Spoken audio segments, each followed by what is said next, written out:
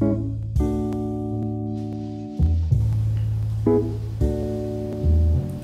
my name is Alicia Ng. I'm a consultant with The Trend is Blue. Today we'll be talking about cycling and carbon emissions.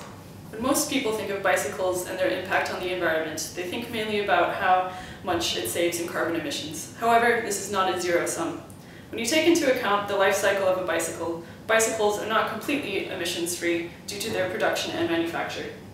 However, bicycles are generally seen as ZEV, otherwise known as zero emissions vehicle, and have a carbon footprint that is substantially lower compared to other common forms of transport. The bicycle is also the greenest vehicle possible to own.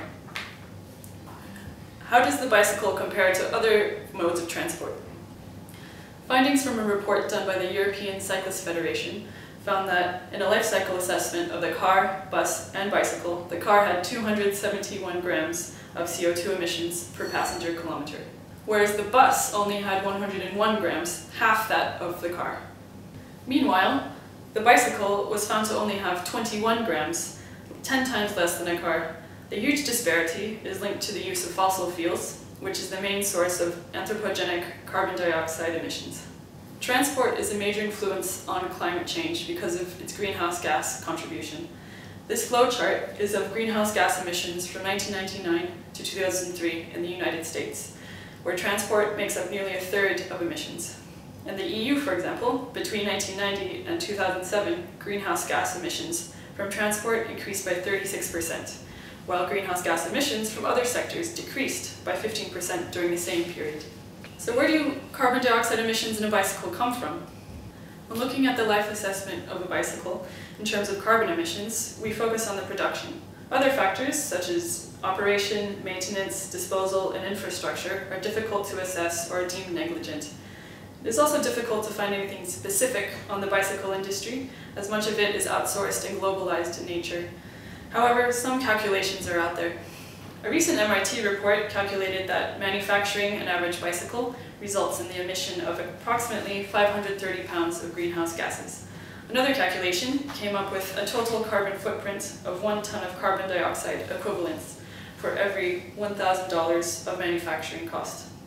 From these two estimates, this would produce a bike that costs $265 to build, well within the range of manufacturing costs for a wide variety of bicycles on the market.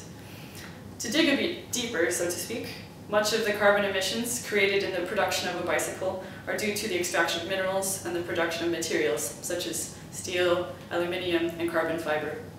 The steel sector, for example, is one of the most significant contributors to greenhouse gas emissions of all industry sectors in the United States, second only to petroleum refining. Steel production's most harmful emissions are VOCs, nitrous oxides, and fine particles, as well as carbon dioxide emissions. EPA data, for example, was roughly 954,000 tons per year in 1996 and 1 million tons in 1999.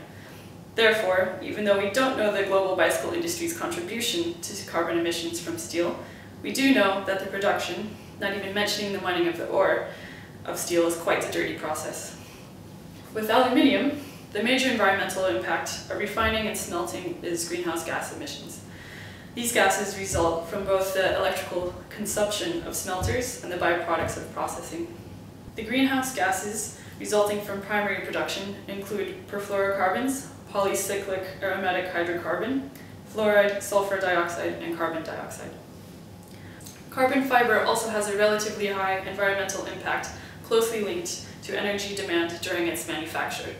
However, for the same structural performance, less carbon fiber is needed in a composite product when compared with other fiber types, so its comparative environmental impact is reduced. However, research found that carbon fiber tends to be the most CO2 energy intensive. According to Remersvall, TUD, and Vormer, the actual energy needed is 7.5 millijoules per kilogram. Why are bicycles important to transport initiatives? Firstly, the EU has made climate mitigation an important policy measure. By 2050, the EU has set about reducing its greenhouse gas emissions by 80 to 95% compared to 1990 levels. However, transport remains a challenge. As mentioned earlier, despite the increase in greenhouse gas transport emissions, the EU will have to reduce emissions in the transport sector by an estimated 60%. An increase in cycling is believed to help greatly in meeting these transport targets. In what ways could these targets be met through the bicycle? London has seen a steady rise in the number of cyclists, with an increase of 70% compared to 2001 and 6% more from 2009 to 2010. That means that daily there are roughly 54,000 cyclists on the road in London. However, in London, the Mayor's Low Carbon Zones programme, meant to take a, quote, community approach to cutting the capital's carbon footprint, does not include cycling. Instead, cycling's revolution is stated in the Mayor's transport strategy. The strategy states that there will be unprecedented levels of investment in cycling over the next 10 years to improve cycle infrastructure and information. This will help secure the health, environmental, and congestion benefits of a cycle revolution. Firstly, the EU has made climate mitigation an important policy measure. By 2050, the EU has set about reducing its greenhouse gas emissions by 80 to 95% compared to 1990 levels. However, transport remains a challenge, as mentioned earlier. Despite the increase in GHG transport emissions, the EU will have to reduce emissions in the transport sector by an estimated 60%. An increase in cycling is believed to help greatly in meeting these transport targets. In what ways could these targets be met through the bicycle? London has seen a steady rise in the number of cyclists, with an increase of 70% compared to 2001 and 6% more in 2010 than 2009. That means that daily there are roughly 54,000 cyclists on the road in London. However, in London, the Mayor's Low Carbon Zones programme, meant to take a, quote, community approach to cutting the capital's carbon footprint, does not include cycling. Instead, cycling's revolution is stated in the Mayor's transport strategy. The strategy states that there will be unprecedented levels of investment in cycling over the next 10 years to improve cycle infrastructure and information. This will help secure the health, environmental, and congestion benefits of a cycle revolution. In terms of carbon finance, at the moment, projects that could help mitigate emissions and increase bicycle traffic would be through the CDM, Nationally Appropriate Mitigation Actions, otherwise known as NAMAs, or the voluntary carbon market. Other means, such as the voluntary carbon market, have been explored as well. The CDM has not yet worked to stimulate mitigation actions in transport. As of May 2011, only 0.6% of CDM project activities were transport-related, and of the projects registered, only 0.2% took place in the transport sector. This limited application of transport projects under the current CDM is in large part due to difficulties in methodology and finance. NAMAs are voluntary emissions reduction measures by developing countries that are directly reported to the UNFCCC.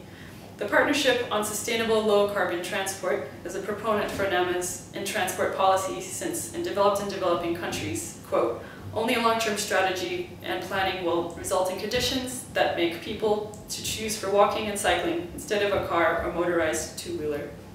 Again, finance here is an issue. However, the partnership pushes for pilot NAMAs and to release the long-term cost benefits of building sustainable low-carbon transport. The voluntary carbon market has recently been explored as a means as well.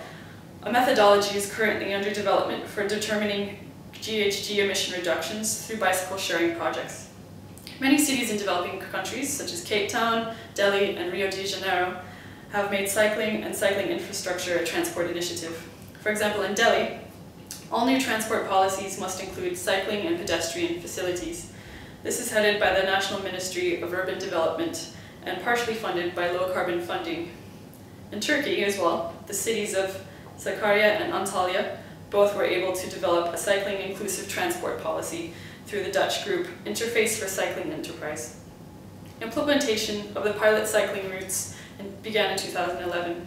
It is hoped that these cities and others in the developed world may be able to catalyze the cycling initiatives further as fully accredited NAMA projects. Thank you for listening. You can follow us on Facebook and Twitter. I'm Alicia from The Trend is Blue.